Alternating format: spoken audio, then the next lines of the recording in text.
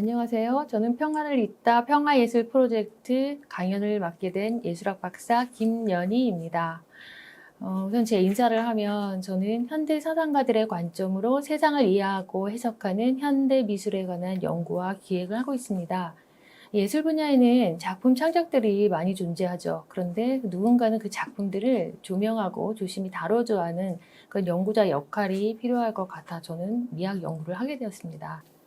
오늘 강연 주제에 평화에 대해서 저희 그런 입장이 있다면은 이런 공부하고 사고하는 것, 그리고 끊임없이 질문하는 것, 이것 또한 이 평화에 기여를 할 수 있다고 생각을 합니다.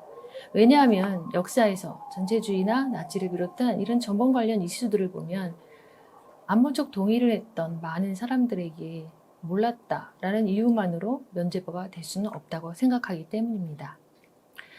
그럼 오늘 강의를 하게 될 평화예술 프로젝트의 강의 순서를 말씀드리겠습니다. 첫 번째로 이게 평화예술 프로젝트가 좀 생소할 수도 있는데요. 이게 언제, 어떻게, 어디서, 왜 하게 되었는지에 대한 개요를 설명드리겠습니다. 그리고 이 평화예술 프로젝트에 참여했거나 또는 그와 관련된 작품을 활동하고 있는 작가들 3명을 설명드리겠는데요. 이 작가들은 물론 많은 작가들이 있겠지만은 이제 우선 제가 이제 살펴본 이 작가들에 있어서는 어떤 전쟁이라는 집단적 트라우마를 작업 활동을 통해서 아카이브 형식으로 구현을 내고 있는데, 그런 작업들이 공통적으로 어떤 그 치유의 과정을 겪는다는 의미에서 저는 평화를 잇다 이번 강연에 이 3 작가를 소개하고자 합니다. 그럼 첫 번째로 평화예술 프로젝트는 언제 생겼을까요? 네, 2010년도 여러분 기억하실 수 있을 건데요. 3월 26일 백령도 인근에서 천안함 침몰 사건이 있었죠. 그리고 그해 11월 연평도 포격 사건이라는 충격적 사건 속에서 2011년도 인천은 평화미술 프로젝트의 탄생을 맞이하게 됩니다. 그리고 몇 년 후에 이것이 이어지지 못하고 2018년도에 다시 4.17 남북 정상회담의 성과로 이산가족 상봉이 이루어지면서 그동안 중단되었던 서해 평화를 위한 문화예술 지원 사업이 재개됩니다. 그것이 바로 평화예술 프로젝트이죠. 자, 이런 전시들을 왜 하는가에 대한 어떤 이유를 살펴본다면, 우선 백년도와 서해 5도 지역이라는 것은 한반도의 평화이면서 또 세계의 평화 로드맵의 시작점이 되는 곳입니다. 이런 군사적 공간을 우리는 군사 무기를 배치하는 것이 아니라 오히려 평화체제로 바꾸려는 예술의 가능성을 살펴보는 것이 이런 전시의 목적입니다. 이런 것들은 이미 유럽에서 독일 베를린, 즉 89년도 베를린 장벽 이전에도 이미 동독과 서독은 예술가들의 교류가 있었던 사례 연구를 살펴볼 수 있는데요. 안타깝게도 우리나라는 그런 사례는 잘 없죠.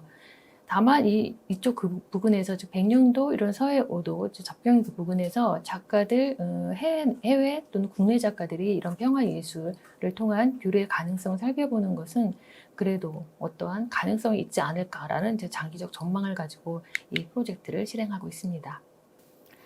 그럼 첫 번째로 실행되었던 평화미술 프로젝트를 살펴보겠는데요. 자, 다음은 전시 광경입니다. 인천에서 공모를 할 때 작가들에게 이런 주제를 주었는데요. 인천 인근의 성과 바다를 화두로 하여서 또 분단의 아픔과 평화에 대한 염원을 주제로 하는 그런 작품 전시를 하게 됩니다. 거기에 응모한 작가들은 바로 이 섬에서 답사를 지니게 되며 전 세계의 이목이 집중된 이곳, 이 장소에서 감동과 평화에 대한 사유를 다양한 방식으로 풀어내게 됩니다. 좀 더 자세히 살펴보면 가운데에 있는 윤선란 작가의 설치 작품 어시장이 있고요. 그 다음에 벽면의 왼쪽에는 유성한 작가의 해병대 군복을 입고 부동자세로 서 있는 백년도 주민이란 작품이 있습니다. 백년도 주민인데도 굉장히 경직되어 있는 모습을 볼 수 있는데요. 그 옆쪽에 설치된 작품은 박인우 작가의 인간의 대지 평화입니다. 박인우 작가는 인간의 대지란 제목으로 작품 활동을 오랫동안 해왔는데요. 그 작품이 이곳에 전시되자 곧 대지라는 단어가 평화라는 것과 굉장히 밀접한 관련이 있어 보입니다. 다음 작품은 두 남자인데요. 왼쪽에 있는 작품, 백년도에서 지금 그 당시에 군복무 중이었던 현빈 배우인데요. 좀 닮았나요? 그리고 그 옆에 있는 작품은 김정은 대장의 그 튜브를 끼고 있는 모습. 두 사람의 약간 우스꽝스러운 모습이 이 전시에서 이런 긴장감을 좀 완화시키는 역할을 하는 것 같습니다. 다음으로 소개할 작가는 최종숙 작가입니다. 이 작가는 2011년도부터 지금까지 평화미술 프로젝트에 끝까지 참여를 많이 했던 또 최장수 여성 작가입니다. 이 작가는 특이하게 자신의 그 3대에 걸친 백령도의 가족사를 백령도 변천사와 함께 연결시켜 또 자신의 체험과 이것을 체화하여 작품으로 나타내곤 하는데요. 그런 작품을 모아서 에세이를 쓴 그 글에 나온 일부분입니다. 어린 시절 캄캄한 여름밤, 집 너른 마당 느티나무 아래 커다란 집 멍석을 펴고 동네 아이들과 누웠다. 밤하늘에 무수히 박혀있던 별들이 쏟아져 내렸다. 그 집 886이다.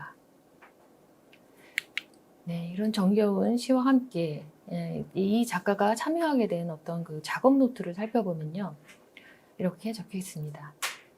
2011년도 7월 인천 평화미술 프로젝트 전시, 그리고 2012년 평화의 바다 무리의 경계전, 2013년도에는 정전 60년 특별기획. 전시 줄곧 백년도를 그리고 백년도를 생각했다. 오랫동안 잊고 살았던 백령도는 나의 뿌리였고 일찍 떠나신 아버지의 삶은 온전히 내 안에 살아있었다. 네, 작가에게 백령도는 큰 의미가 있었는데요. 그러던 이제 작가에게 2013년도에 어떤 계기가 생깁니다. 바로 자신의 고향집이었던 백령도를 철거하게 됐다라는 그런 이제 통보가 오게 되는데 이미 이전에 70년대에 도시개발 사업으로 인해서 이 지붕을 이제 슬레이트라는 것으로 바꾸면서 그것이 이제 성면이라는 어떤 발암 물질이 이제 나오게 된다고 그걸 다 철거해야 된다라는 그런 국가로부터 어떤 통보를 받게 되는 거죠. 자, 여기에서 이제 작가는 이제 굉장히 허망한 느낌을 받게 되는데요. 그래서 그때부터 줄곧 그 사라지게 될 집과 근처 바닷가에서 스케치를 하고 기록을 남기는 이제 작업을 합니다. 결국 그 날은 돌아왔고 또 툭하는 굴삭기 소리 몇 번과 함께 집은 허망하게 사라져버립니다. 아이러니하게도 작가는 그런 없어진 그 자리에서 오히려 그리기의 초심을 확인하는 자성의 시간을 갖는데요. 자신이 어렸을 적 인천에서 배를 타고 20시간 동안 밤바다에서 지내왔던 그 칠흑 같은 백령도 밤바다의 기억을 어릴 적 앉아 놀던 앞마당을 이렇게 그림으로 재현을 합니다. 잠시 백령도의 영상을 감상하시겠는데요.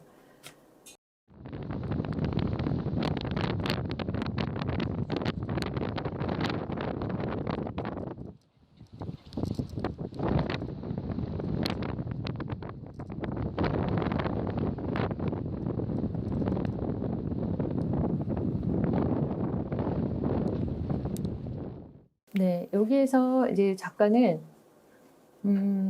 계속 이제 작품 활동을 하면서 이제 이런 이제 에세이를 남깁니다. 나의 본적은 웅진군 백년면 진촌리 886번지. 이 땅의 집에서 나의 아버지와 어머니께서 사셨고 나도 어릴 적 할머니와 언니, 동생들과 함께 살았던 집의 토지 번호이다. 이 집 886에 대한 이제 기억들을 재현해내는 작업을 하게 되죠. 그런데 그 그리기 행위라는 것은 사실 현재화하는 의미로서의 단순한 기억이 아니라 작업을 하는 그런 학습을 통해서 우리 안에서 그 지식을 재발견하는 것이라고 볼 수 있는데요. 따라서 그것은 우리가 의식하고 있는 것과 무의식에 혼재되어 있는 그런 상태로 작업을 하는 거라고 볼 수 있습니다. 이런 작업의 경우에도 작가가 생각하고 있는 그런 어릴 적 그대로의 모습이라기보다는 지금 현재의 위치에서 바라볼 수 있는 것이 되겠죠. 이에 대해서 우리가 이미 알고 있는 프로이트의 저서에 의하면 이런 말이 있습니다. 기억의 흔적은 의식되는 것과 하나의 세계에 양립할 수 없다.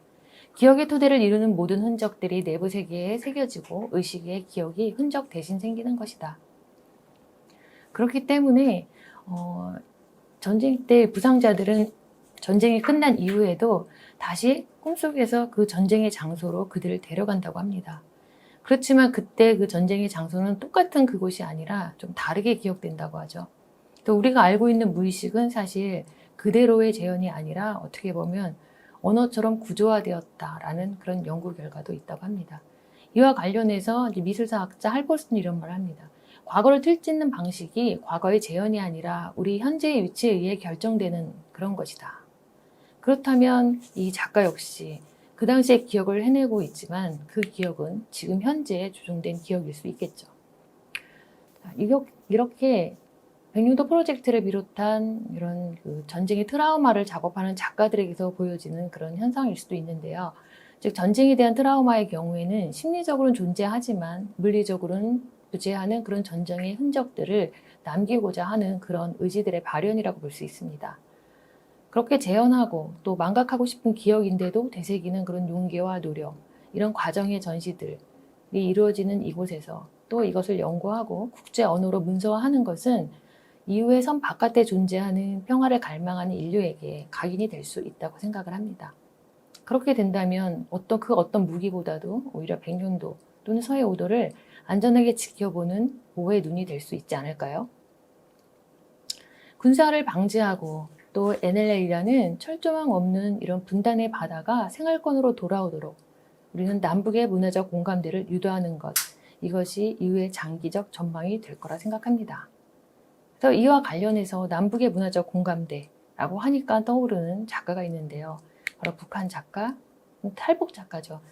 선물을 소개하겠습니다. 이 작가는 1998년 두만강을 건너서 2002년도 대한민국에 정착을 했습니다. 선이 없다, 경계가 없다라는 이름의 선무, 휴전선이 없어지기를 바라는 작가의 예명입니다. 이제는 남한에서 활동하는 화가이고 또 마스크와 얼굴을 가리고 한국보다도 외국에서 먼저 알아보고 활동하는 작가입니다. 저는 이 작가와 인터뷰를 하면서 어떻게 여기에 오게 되었는가에 대한 얘기를 듣고 지금 정리한 내용을 여러분께 좀 전해드리겠습니다. 작가는 북한에서 30년 동안 살았는데 그때 북한에서 미술 교육을 전공했다고 해요. 그래서 그림을 좋아했고 또 잘 그렸기 때문에 이제 그 당시 프로파간다라고 하는 이제 정치 선전 미술가로 활동을 하게 됐는데 그런 작가에게도 이제 90년대는 이제 북한이 굉장히 경제적으로 어려웠던 시기였죠. 그래서 너무 배고파서 그림을 그릴 수 없었다고 해요. 마침 친척이 중국에 살고 있어서 작가는 이제 중국을 몰래 오가면서 이제 교류를 해왔었는데 그해 마침 생활비를 벌던 그가 북한으로 돌아갈 시기를 놓치고 말았다고 합니다. 그런데 그때는 북한이 선거 기간이어서 그 기간에 돌아가지 못했을 때 또는 그 이후에 도착했을 때는 어떤 신변의 위협을 받을 수 있다고 합니다. 이 작가는 그래서 고민을 하다가 어쩔 수 없이 그래서 탈북을 결정하여 우여곡절 끝에 남한에 정착을 하게 되죠. 저는 여기서 어쩔 수 없이라는 이제 문맥이 되게 중요하다고 생각을 합니다. 그러니까 보통 북한이 싫어서 힘들어서 남한에 온 이제 그런 탈북민들이 좀 대부분인데 이 작가는 어쩔 수 없이 어쩌다가 오게 되었는데 또 아이러니하게 그때는 느끼지 못했던 북한 체제에 대한 모순을 세상 밖으로 나오면서 느낄 수 있었다고 하는 점이 저는 좀 특이하다고 봅니다. 자, 그래서 그 초기 작품은 2002년도에 남한에 와서 5년 만에 이런 작품 활동을 하는데요. 초기 작품들은 대부분 탈북했을 때의 그 과정들을 자세히 묘사하고 있습니다. 국병선, 두만강, 선을 넘어 행운을 바라며 결국 탈출에 성공한 그런 자신의 이야기죠. 그 이야기 중에는 중국에 있다가 있을 때만 해도 남한으로 온다는 생각은 하지 못했는데 중국은 남한에서 온 사람들을 만나면서 이제 생각이 바뀌고 국적을 얻기 위해서 라오스를 건너옵니다.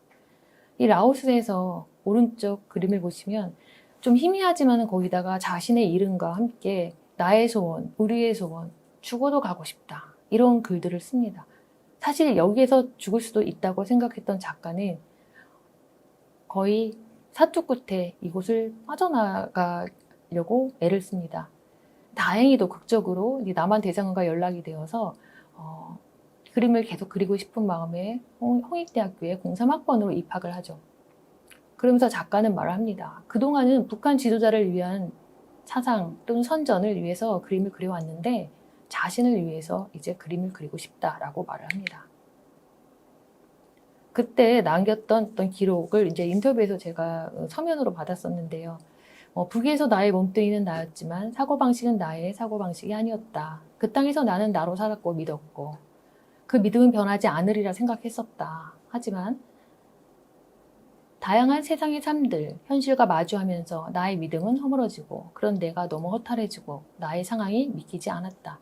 남쪽에 내려와서 작업을 하면서 나는 무슨 생각을 하고 어떤 놈인가에 대한 생각을 하며 작품이 되든 안 되든 내 생각대로 내 방식대로 풀어져왔던 것 같습니다. 라고 말하고 있습니다. 그래서 처음으로 세상에 알려진 작품은 바로 이 김정일 또는 이제 자신의 어떤 지도자들의 모습을 풍자하는 거였죠. 북한에서는 절대로 할 수 없었던 일들, 그러나 여기선 하고 싶었던 일을 하게 되는 거죠. 이제 보시는 그림들은 바로 어떤 그 트레이닝을 입고 있는 모습인데요. 자, 이것을 이제 남한에선 그러면 이제 언론에서는 이렇게 해석을 했습니다. 이런 북한의 지도를 풍자하는 모습, 이것은 정치팝인가? 또는 집단주를 풍자하는 반공 포스터인가? 이렇게 해석을 하기도 하였고, 또 유일하게 반기는 곳이 있었는데요. 한국의 미술시장에서는 그때 90년대에 중국이 천안문 사태 이후 현대 미술가들을 이제 국가에서 굉장히 미술 시장에 진출시키는 그런 국가적 사업이 있었어요. 그래서 한국도 역시 그럴 수 있다라는 이제 그런 생각을 가지고 선무 작가를 굉장히 선전을 하게 되죠. 그래서 부산국제비엔날레 출품을 확정을 받게 되지만 오픈하기 전날 국가보안법에 의해서 외국인들이 보는 가운데 작가의 작품은 내려지게 됩니다. 결국 신자유주의 미술시장에서도 이데올로기라는 선을 넘지 못했던 거죠. 이 작가는 다시 한번 자신의 얘기를 합니다. 남한에선 이데올로기가 없을 줄 알았는데 탈북 후 첫 전시 때 국가보안법의 이유로 제지를 당해서 놀랐어요. 이렇게 내려와 보니 남쪽은 주머니 사정이 좋고 북쪽은 주머니 사정이 안 좋더군요. 하지만 남쪽도 아직도 지나간 냉전 사고에서 벗어나지 못하고 있음이 안타까웠습니다. 네, 여기 표기된 글은 앞서 기록했듯이 작가가 자신의 이제 그냥 기록이기 때문에 작가는 두분 법칙을 사용하지 않겠다라고 얘기를 이제 하고 있어서 저는 그대로 글을 이제 가지고 왔습니다. 그리고 2014년도 아마도 해외 전시로는 처음이었을 이 전시에서 작가는 기대 반 또 두근거리는 마음으로 전시를 했을 겁니다. 중국이기 때문에, 그리고 자신의 고향 또 알았던 사람일 수도 있는 사람들이 올 것이기 때문이죠. 여기에서 작가는 전시를 하는데 저 그림에 화면에 보시는 바와 같이 북한의 대사관들에 의해서 입장을 할 수 없게 됩니다. 자, 그 이유는 작가의 작품은 북한 정권을 풍자하고 있는 그런 내용이었기 때문이죠. 바닥에 깔린 그런 지도자들의 이름을 밟아야만이 입장을 할 수 있었던 것입니다. 북한에서는 감히 할 수 없었던 일이었기 때문에 아예 입장을 막았던 거죠. 여기에 대해서 작가는 굉장히 불편한 심경을 토로합니다. 중국에 사는 북한 애들이 올 용기가 있을까 궁금했습니다. 그런데 북한 대사관 애들이 정문에 앉아 입장을 막았어요. 탈북했지만 저는 엄연히 대한민국 국민입니다. 이 나라 외교가 당당하지 못하고 형편없구나라는 것을 알게 되었습니다. 가족이 중국에 다 같이 갔는데 잘못하면 북한으로 끌려가겠구나. 겁이 나고 등골이 서늘했어요. 자, 그러면서 작가는 이제 이념이라는 것을 생각합니다. 자본주의 대한민국의 모습, 여기도 북한의 체제와 닮아있다. 즉, 남한은 물신주의를 숭배하는 것, 그리고 북한은 당에 충성하는 것, 이들이 모두 닮아있다는 거죠. 결국 작품에서 보시듯이 지도자들의 얼굴들을 이데올로기의 숭배 아이콘으로 도상화해서 이제 작품을, 이데올로기 시리즈를 작품화합니다. 그리고 이렇게 말을 하죠. 세상에 있는 이념들을 다 지우고 싶다. 그래서 이념을 벗고 다 함께 놀자라는 자신의 마음을 표현합니다. 주로 독일과 미국에서 전시를 하게 되는데 이제 이때 전시에서 느꼈을 어떤 감회에 대해서 제가 질문을 했었는데요. 작가는 이렇게 말을 합니다. 베를린 전시에서는 특별했는데 남한에서 운송이 금지된 상황이었다. 그래서 작품은 가져갈 수 없으니까 작가의 몸만 가서 퍼포먼스를 미리 했었다. 그리고 우리에게 세월 5일로 알려진 홍성담 작가도 역시 한 달 전에 가서 직접 벽화를 그렸다라고 일화를 전해주었습니다. 그리고 미국에서의 전시를 얘기하면서 미국 전시에서 어떤 대사관 직원이 자기 작품 앞에서 눈물을 흘리더라. 그 이유는 그 꽃병에 그려진 꽃송이 또 말라비틀어진 꽃송이를 보고선 이 흑인의 입장에서는 싱그러운 꽃은 백인이고 말라비틀어진 꽃은 자기 자신과 같다고 하면서 공감을 표현했다는 것이죠. 작가로서는 이렇게 작품에 공감해주는 이런 독자들이 있다는 것, 관람자가 있다는 것이 굉장히 흥미로웠을 거예요. 그래서 작가는 이렇게 말합니다. 다르면서도 평등하게 교류한다는 것이 참 재미있다라고.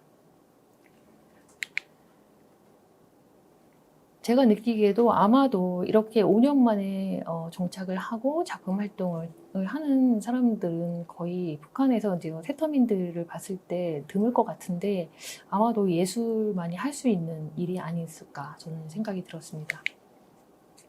그리고 라오스에 있을 때의 작품을 보여주면서 사람 사는 사회에서 이념은 또 다른 이념으로 생기고 또 사라지고의 반복인 것 같다. 난민 시절로 있을 때 라오스 정글에서 깊은 산속에서 만난 사람들을 보았을 때 느낌을 전해줍니다. 그들에게는 어떤 신념이나 그 무슨 사상은 없었기 때문에 오히려 평화롭지 않았을까라고 하면서 베이징 전시에서 썼던 이 글을 저에게 보여주었습니다. 예수와 석가모니, 공자, 맹자 아무리 위대하다 하더라도 내 텃밭의 말뚝이 더 좋아. 텃밭의 말뚝은 비오나 바람부나 우리 가족 먹고 살 수 있는 곡식을 지켜주니까. 솔직한 심정이 아니었을까 생각을 합니다. 그리고 2018년도 한국의 근현대사가 있는 이곳 매양리 스튜디오입니다. 여기에서는 남북전쟁, 그러니까 6.25 전쟁 이후에 주한미군이 사격 훈련장으로서 이제 이슈가 됐던 곳인데요. 자, 이곳에서 한국 현대사의 상처와 지역의 역사를 예술적으로 해석하는 현대미술 전시가 열렸습니다. 자, 그림 전시에서 같이 전쟁과 분쟁으로 모두가 겪어했던 이런 역사의 대결의 시대를 전환의 역사로 바꾸기 위해서 남북 정상회담과 판문점 선언과 북미 정상회담이 이어지고 있는 이런 상황에 탈북 작가의 붓끝으로 그려진 이 세 사람의 프로필 사진 대형 초상화 작품은 어땠을까요? 인간의 가치관과 철학, 신념이 드러나는 국가 간의 관계, 또 매양리 주민들의 암울한 현대사의 상처와 평화의 염원이 담겨 있을 것이고 또한 작가의 가족에 대한 그리움과 애정이 있을 것으로 생각됩니다. 그리고 독일의 미넨에서의 전시장 입구에 북한과 남한에 대한 어떤 비판이 담긴 전시를 하는데요. 남북 정상회담에서부터 북미 정상회담을 담은 작품을 소재로 삼습니다. 트럼프 미국 대통령과 김정은 위원장이 악수하는 장면. 내 말이 그 말이요. 자, 여기서 이 작가는 이런 말 합니다. 같은 언어 문화적 동질성이 있지만 서로를 너무 모른다. 남북 언어 정리 등 이견 없이 공유할 수 있는 것, 예술 같은 이런 것들을 먼저 교류를 하는 것, 그리고 다음으로 넘어가는 것이 중요하다. 라고 말을 합니다. 이 작가에게 두 나라, 즉 다양한 이데올로기 문화를 경험한 작가에게 남북을 바라보는 시선은 아주 객관적 거리가 있다고 생각되었습니다. 이 작가에게 만일의 정체성이나 민족, 전통 이런 질문을 한다면 뭐라고 대답을 할까요? 저는 궁금해서 질문을 했는데 이렇게 길게 대답을 하더라고요. 이조시대 통치에 대해서 이제 인민들이 어렵게 살았다라는 걸 북한에서 배웠는데 지금은 전통에 대해서 잘 모르겠다. 남과 북은 하나의 집이었는데 원하든 원하지 않든 분단이 되었고 이제는 내 집에 옷방을 가려 해도 아랫방을 가려 해도 다른 집에 누군가에게 허락을 받아야 갈 수 있다는 비참한 현실이다 라고 말을 합니다. 이에 대해서는 사상가들의 어떤 이제 말들을 떠올렸는데요. 정체성은 더 이상 우리가 누구인지 어디서 왔는지를 알려주지 않으며 그것은 이데올로기적 문제가 된다. 정체성이란 우리를 둘러싼 문화 체계들 속에 다뤄지는 방식과 관련하여 형성되고 끊임없이 변형되는 것이며 상상된 공동체의 동일시하여 만들어진 결과일 뿐이다. 이 작가에게 북한과 남한이라는 역사적 기원이 같은 두 나라에서 북한이라는 나라의 구성원이 되기도 했다가 현재는 남한의 서사를 받아들이고 있는 그런 한국의 구성원이라는 뜻일 것 같습니다. 그렇다면 우리는 한번 질문을 해볼 수 있죠. 스스로 만든 이런 자아의 서사에 의해서 우리에게 우정도 민족도 존재한다면 이에 대해서 우리에게 알려진 작가죠. 프라하의 봄, 참을 수 없는 존재의 가벼움으로 유명한 작가의 어떤 그 소설 대사를 한번 인용을 해봤습니다. 우정이란 기억의 원활한 작용을 위해 인간에게 필요 불가결한 것이다. 과거를 기록하고 그것을 항상 가지고 있는 것은 아마도 자아의 총체성을 보존하기 위한 필요 조건일 거다. 자아가 위축되지 않도록 추억에도 물을 주어야만 하며 이 물주기가 바로 과거의 증인, 말하자면 친구들과의 규칙적인 접촉을 요구하는 것이다. 그들은 우리의 거울이다. 우리의 기억인 셈이다. 그렇다면 우리는 민족과 종교, 이데올로기 같은 이런 신념에 의해서 생겨난 지금도 이루어지고 있는 갈등과 전쟁은 어떻게 보아야 할까요?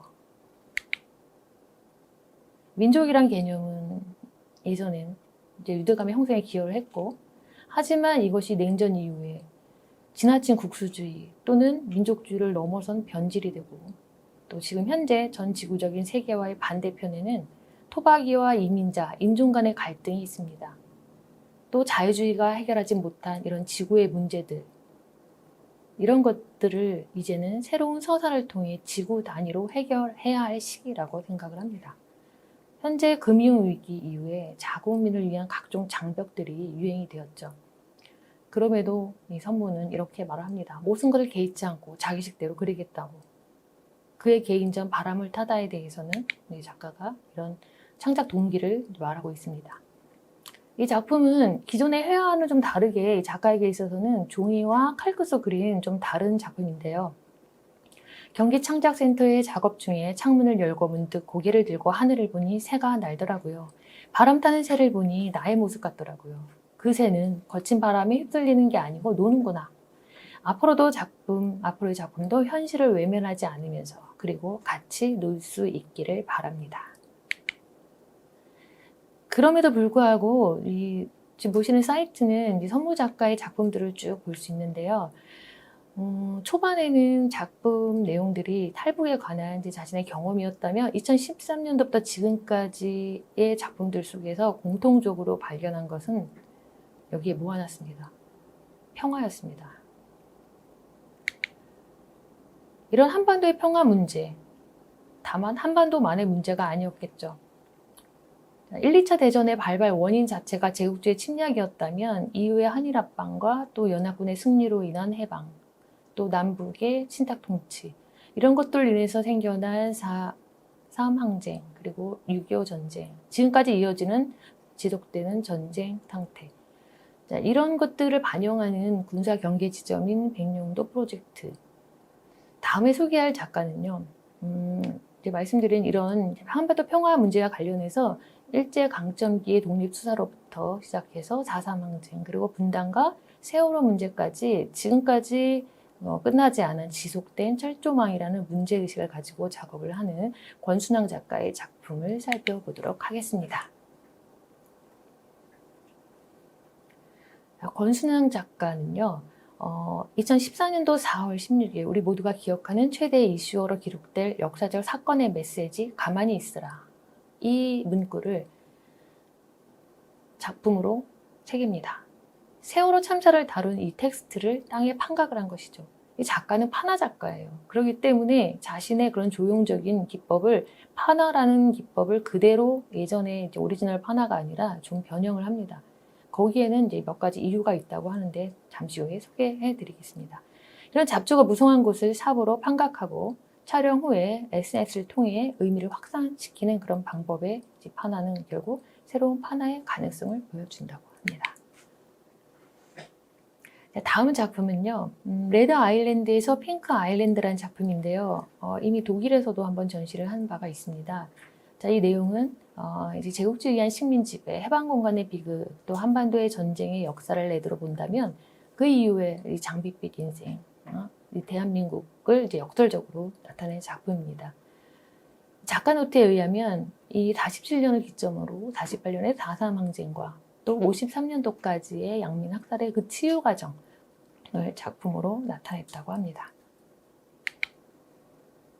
그 이후의 작품들 역시 지금까지 어떤 그 한국 근현대사의 문제점들에 관한 전시를 하고 있는데요. 지금 보시는 작품은 사진 위에 소금으로 혼합 재료를 사용한 작품입니다. 자, 여기에도 이런 사연을 들려주었습니다. 자, 까마귀 날아다니는 4.3 평화공원에는 이념 아닌 이념으로 죽은 사람들의 이름들이 새겨져 있다. 해방 공간의 어느 산하에서 단기간에 이렇게 많은 학살이 있었는가? 이름이 너무도 많아 파도처럼 느껴진다. 떠난 사람들은 지금도 말없는 아우성이다. 이들의 이름을 다시 불러내는 것, 그들의 영혼과 산자의 아픔과 연대하는 것이다. 어느 바닷속에 그들 몸의 연분은 남아있으리라. 소금은 그들 영혼의 소리이다. 소금은 눈물의 결정체다. 작가가 왜 사진 위에 소금 혼합 재료를 사용했는지 저 역시 이 전시 서문을 보고 알 수 있었습니다. 또 다음 작품은요. 독립운동가에 대한 이야기인데요. 독립운동을 하다 십자령에서 전사한 이름 없이 묻힌 의용군이 피어난 나팔꽃. 이런 노트, 작업 노트를 확인할 수 있었습니다. 다음 작품은요. 가려진 지속이라는 것인데요. 사실은 이 캔버스의 뒷면을 보면요. 칼로 찢긴 자국들이 있어요. 그래서 칼로 찢긴 공간에 물감을 채워주는 그런 작업인데요. 그런 것도 역시 이유가 있다고 해요. 그건 바로 그들의 상처를 치유해 보려는 것이고 또 그들의 투쟁의 표상을 눈물의 기표로 나타내는 것이다. 그래서 캔버스 뒷면은 그렇게 소리 없는 아우성을 치고 있는 것이죠. 이 작업 과정들을 살펴보면 이 작가는 이제 어쨌든 미술을 하고 또 판화로서 자신의 이제 정체성을 드러내는 작가이기 때문에 이 작업 설명 과정이 좀 필요할 것 같은데요. 항상 역사적 사진을 이미지를 프린트합니다. 그리고 그 이후에 재작업을 하죠. 이렇게 이미지를 찍고 다시 물감을 채우고 이미지를 또 드러내는 그런 방식들이 한 번에 이미지를 드러내는 것보다 좀 더 강한 회화적 투쟁을 하는 과정이라고 설명을 합니다. 그 이유에 대해서는 역사 속엔 존재했으나 지금 존재하지 않는 독립운동가들, 또 제주도 항쟁에서 희생된 사람들, 또 세월호 이런 상처를 기억하고자 하는 방법이라고 하죠. 그래서 작가는 한 발 더 나아가서 프린팅과 드로잉이라는 그런 단어를 합해서 프로잉이라는 신조어를 만들어냅니다. 그리다라는 말 자체의 기원을 생각해 보면 우리가 어떤 대상을 그릴 때 대상을 눈으로 보고 눈으로 본 기억으로 머리로 지각해서 이미지를 그려내죠. 그래서 이 기억과 지각이라는 것을 같이 기억의 흔적과 행위라는 측면으로 설명을 하고 있습니다. 그리고 이런 기억에 대한 흔적의 반복과 행위에 의해서 나타나는 것들은 곧 기억을 새기는 방식이 되고 또 망각의 트라우마를 치유하는 과정의 전시라는 측면에서 저는 권순왕 작가의 작품을 이번 강연의 마지막 작품으로 소개하였습니다. 이어지는 작품도 보면 이건 오리지널 판화의 방법을 사용했는데요. 베니어 판에다가 이미지를 이제 먹지로 전사를 한 다음에 조각칼로 판각을 하고 그런 다음에 물감을 묻혀서 이제 찍기를 했습니다. 이미지는 보시는 바와 같이 폭격기 출격 직전의 모습입니다. 이에 대해서 또 작가 노트를 제가 이제 빌려왔는데요. 이 폭격기는 2016년도 한반도 동해상에 들어와 북한을 정조준하고 돌아갔다. 그리고 성남 비행장에서 저공 비행을 하며 사람들의 환호를 받기도 하였다. 이렇게 붉은 판화로 찍힌 비행기는 죽음의 백조라 불린다. 조용히 날아와 한반도에 핵폭탄을 투하한다면 어떨까? 죽음의 백조겠죠. 저 비행기는 더 이상 멋진 비행기가 아니다. 북한과 미국의 태도에 따라 한반도의 현실은 롤러코스터를 탄다. 판화에 등장하는 이 죽음의 백조 이미지는 부러움과 동시에 보고 싶지 않은 전폭기이다. 이렇게 지속적으로 지금 우리나라의 현실을 가려진 시간 또는 지속된 철조망이라는 주제로 작업을 하고 있는데요. 이제 보시는 작품은 가려진 시간이고 또 북한을 탈출한 병사가 차량으로 이동하는 영상을 재현한 그림입니다. 이 장면이 CCTV로 기록되었을 때 이것을 미디어로 재현을 하면 맥락 없이 보았을 땐 지극히 낭만적으로 보일 수 있다는 거죠. 이것을 극도로 짧은 시간 동안 느끼는 개인의 어떤 자유 충동 시간이고 정치적인 시간으로 작가는 보고 있습니다. 다음 작품 역시 가려진 지속의 연작이죠. 자, 지금 보시는 작품은 굉장히 특이해 보이죠?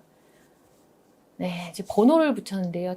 이 작업 순서를 좀 알기 쉽게 설명하기 위해서 제가 이제 넘버링을 했습니다. 첫 번째 이미지는 동물의 피와 벌꿀을 혼합해서 그걸로 이제 실크 스크린처럼 찍어낸 것입니다. 그러니까 거기 이미지가 나와 있는 그 부분이 묻혀 있는 성분은 동물피와 벌꿀이라는 거죠.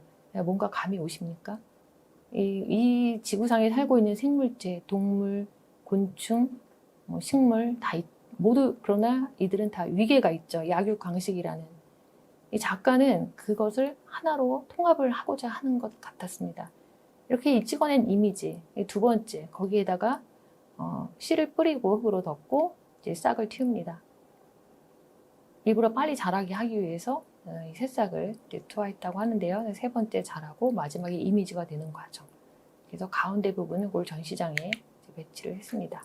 자, 이렇게 이미지를 동물피 벌꿀로 혼합해서 찍고 하는 것들, 또 식물, 동물, 곤충의 사례는 각기 다른 혈액이 존재함에도 우리는 모두 하나로 볼 수 있다는 것, 연상할 수 있겠죠. 이것으로 만들어진 이미지를 씨앗에 뿌리고 또 싹이 나게 하는 과정. 자, 여기에서 우리는 휴머니즘, 인간, 인문학 모두 다 인간 중심의 약육강식 구도에서 살아왔습니다. 여기에서 늘 먹히는 식물. 그런데 이 과정을 다시 바꿔서 인간의 혈액을 식물에게 공급을 합니다. 굉장히 놀랍죠. 자, 이 혈액은 한 방울씩 식물에 공급이 되면서 우리가 그동안 알았던 약육강식의 체계를 전복합니다. 결국 이렇게 하는 작업은 굴곡의 역사를 잡고 수평의 관계를 형성하려는 그런 이야기를 하고 있는 것은 아닐까 생각해 봤죠. 즉, 작고 연약한 것들에 대한 역사를 기록하는 전시라고 볼 수 있겠습니다.